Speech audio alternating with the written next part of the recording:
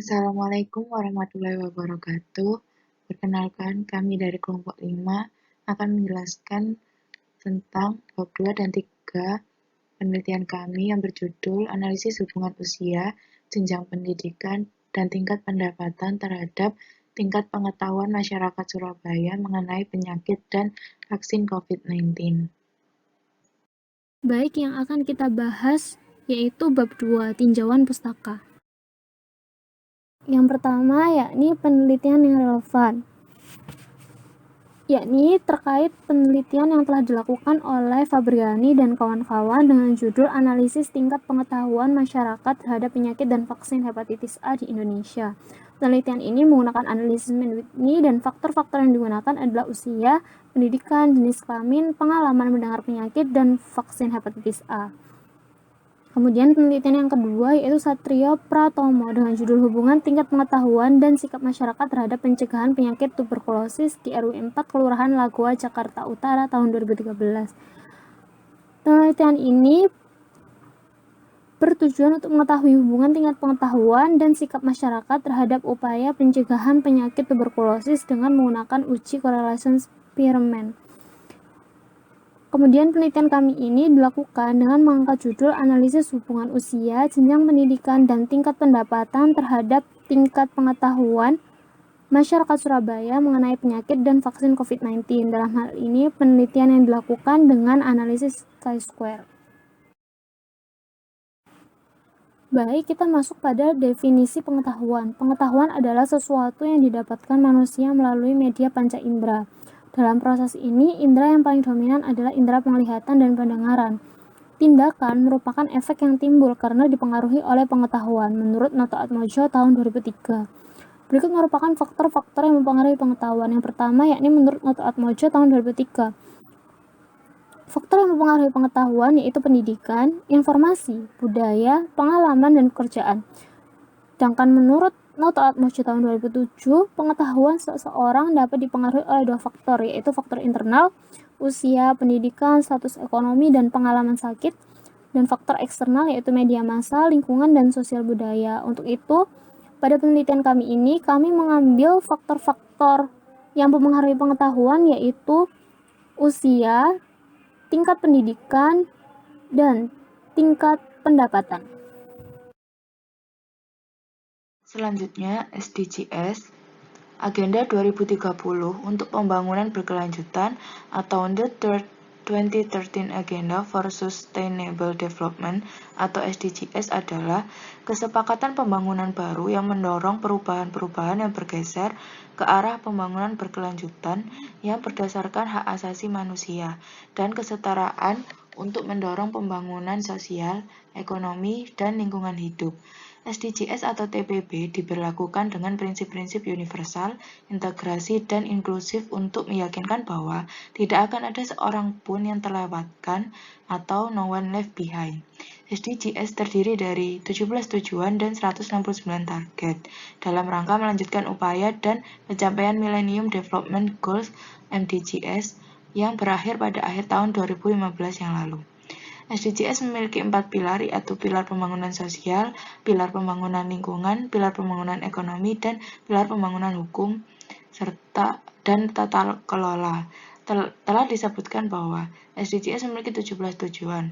Berikut adalah tujuan dari SDGs. Yang pertama ada tanpa kemiskinan, tanpa kelaparan, kehidupan sehat dan sejahtera, pendidikan berkualitas, kesejahteraan gender, air bersih dan sanitasi layak, energi bersih dan terjangkau, pekerjaan layak dan pertumbuhan ekonomi, industri inovasi dan infrastruktur, berkurangnya kesenjangan, kota dan pemukiman yang berkelanjutan, konsumsi dan produksi yang bertanggung jawab, penanganan perubahan iklim, ekosistem lautan, ekosistem daratan, perdamaian, keadilan, dan kelembagaan yang tangguh, dan yang terakhir kemitraan untuk mencapai tujuan.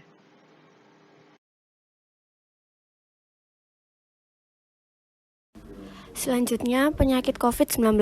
COVID-19 dideklarasikan sebagai pandemik oleh WHO pada tanggal 12 Maret 2020. Hal ini membuat COVID-19 menjadi perhatian utama dunia. Coronavirus merupakan virus yang menyebabkan penyakit pada hewan dan manusia. Pada manusia, virus ini menyebabkan penyakit infeksi saluran pernafasan, mulai flu biasa hingga penyakit yang serius seperti MERS dan SARS. Namun sangat disayangkan berita yang tidak tepat terkait penyakit COVID-19 dengan mudah tersebar ke masyarakat. Next, vaksin COVID-19. Jenis vaksin COVID-19 di Indonesia ada 3, vaksin Sinovac, vaksin AstraZeneca, vaksin Sinopharm. Melihat pesatnya penyebaran COVID-19 dan bahaya yang akan muncul jika tidak segera tangani, salah satu cara untuk pencegahan penyebarannya adalah melalui vaksin. Vaksin COVID-19 melindungi tubuh dengan menciptakan respon antibodi tanpa harus sakit karena virus corona. Selanjutnya ada uji chi-square Table Contingency. Chi-square atau chi kuadrat adalah sebuah uji hipotesis tentang perbandingan antara frekuensi observasi dengan frekuensi harapan yang didasarkan oleh hipotesis tertentu pada setiap kasus atau data. Chi-square atau chi kuadrat adalah pengujian hipotesis tentang perbandingan antara frekuensi sampel yang benar-benar terjadi menurut Haryono pada tahun 1994. Lalu uji chi-square secara umum dapat dirumuskan sebagai berikut. Dengan X kuadrat sama dengan distribusi chi-square, OI sama dengan nilai observasi atau pengamatan GI, dan II sama dengan nilai ekspektasi GI. Lalu uji chi-square pada tabel konvensi untuk dua variabel, yaitu variabel baris dengan B kategori dan variabel kolom dengan K kategori, disebut dengan tabel kontingensi dua dimensi B kali K. Untuk menguji hipotesis independensi atau kebebasan dari dua variabel berkategori yang data hasil pengamatannya dicatat dalam tabel kontingensi dua dimensi B kali K, hipotesis yang digunakan adalah H0-nya kedua variabel saling bebas, H1-nya kedua variabel tidak saling bebas, atau H0-nya variabel pertama tidak bergantung pada variabel kedua, dan H1-nya variabel pertama bergantung pada variabel kedua. Rumus yang berlaku dalam perhitungan adalah sebagai berikut, bisa dilihat pada slide-nya. Lalu dari rumus sebelumnya, itu bisa diketahui NIJ-nya sama dengan frekuensi observasi pada baris ke I dan kolom ke J, EIJ-nya sama dengan frekuensi ekspektasi atau harapan pada baris ke I dan kolom ke J, EIJ-nya sama dengan NI dot kali N dot J per N dot dot. Dengan kriteria pengujian adalah sebagai berikut. Tolak 0 jika nilai chi-square kurang dari chi-square tabel dengan V sama dengan B-1 kali K-1. Dalam penelitian ini taraf yang kami gunakan, maksud saya taraf signifikansi yang digunakan sebesar 5%. Selanjutnya ada bab 3 yaitu metode penelitian. Yang pertama adalah jenis penelitian. Penelitian ini menggunakan penelitian kuantitatif dengan menggunakan pendekatan cross-sectional untuk mengetahui faktor-faktor yang berhubungan dengan tingkat pengetahuan masyarakat Surabaya mengenai penyakit dan vaksinasi COVID-19. Yang kedua, ada waktu dan tempat pelaksanaan. Penelitian ini dilaksanakan secara online, dilakukan dengan pengisian kuesioner melalui media Google Form. Durasi penelitian berlangsung selama 4 bulan, dimulai dari bulan Juni sampai September 2021. Lalu yang ketiga ada variabel penelitian. Variabel prediktor yang digunakan yaitu usia, tingkat pendidikan, dan tingkat pendapatan dengan skala ordinal, dan variabel responnya adalah tingkat pengetahuan dengan skala ordinal. Baik, kita masuk pada definisi konsep. Yang pertama yakni cara pengukuran. Jawaban responden akan menjadi skor pengetahuan. Skor 1 untuk jawaban benar dan skor 0 untuk jawaban yang salah. Tingkat pengetahuan masyarakat ditentukan berdasarkan skor rata-rata yang diperoleh dari skala 0 sampai 100% lalu dikategorikan. Kemudian data tingkat pengetahuan dianalisis hubungannya dengan usia, jenjang pendidikan, dan tingkat pendapatan dengan uji chi-square. Nah, berikut merupakan kategori tingkat pengetahuannya dari mulai baik, cukup, dan kurang. Baik, yang selanjutnya yakni hipotesis pengukuran. Hipotesis penelitian yang akan diuji adalah sebagai berikut, yaitu untuk hipotesis alternatif yang pertama, usia tidak bergantung kepada tingkat pengetahuan masyarakat, dan untuk hipotesis alternatifnya, usia bergantung kepada tingkat pengetahuan masyarakat. Untuk hipotesis awal yang kedua, tingkat pendidikan tidak bergantung kepada tingkat pengetahuan masyarakat, dan untuk hipotesis alternatifnya, tingkat pendidikan bergantung kepada tingkat pengetahuan masyarakat. Dan untuk yang terakhir, hipotesis awalnya yaitu tingkat pendapatan tidak bergantung kepada tingkat pengetahuan masyarakat, dan hipotesis alternatifnya tingkat pendapatan bergantung kepada tingkat pengetahuan masyarakat.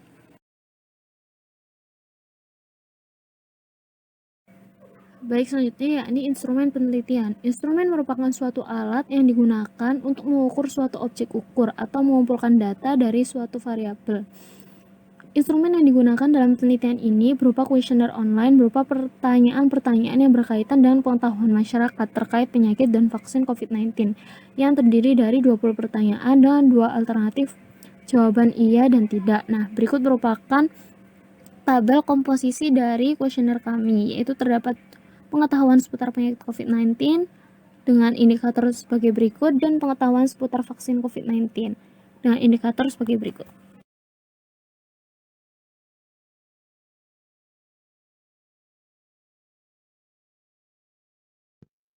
Sampel dan jumlah sampel.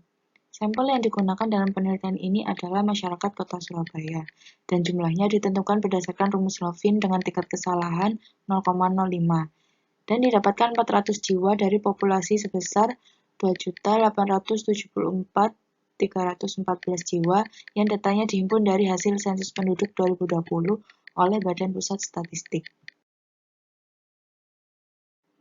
Selanjutnya ada kerangka operasional. Berikut adalah kerangka operasional dari penelitian kami. Kami menggunakan variabel bebas usia, jenjang pendidikan, dan tingkat pendidikan. Nah, dari 3 variabel tersebut diperoleh rumusan apakah terdapat pengaruh variabel bebas terhadap tingkat pengetahuan masyarakat Surabaya mengenai penyakit dan vaksin COVID-19. Kemudian dari situ kami akan menarik sebuah kesimpulan. Metode pengumpulan data. Yang pertama sumber data. Sumber data yang digunakan untuk penelitian ini merupakan data primer. Data berasal dari kuesioner online yang nantinya akan diisi oleh responden yang merupakan masyarakat Surabaya. Yang kedua, teknik pengumpulan data. Metode pengumpulan data yang digunakan dalam penelitian ini melalui beberapa tahapan, yaitu 1. Studi pustaka, 2. Survei secara online. Next, teknik analisis data. Studi pustaka, pengumpulan dan tabulasi data, lalu analisis validitas dan reliabilitas data, lalu analisis data dengan uji J-square, lalu melakukan kesimpulan. Sekian dari kelompok kami. Mohon maaf bila ada salah kata. Terima kasih. Wassalamualaikum warahmatullahi wabarakatuh.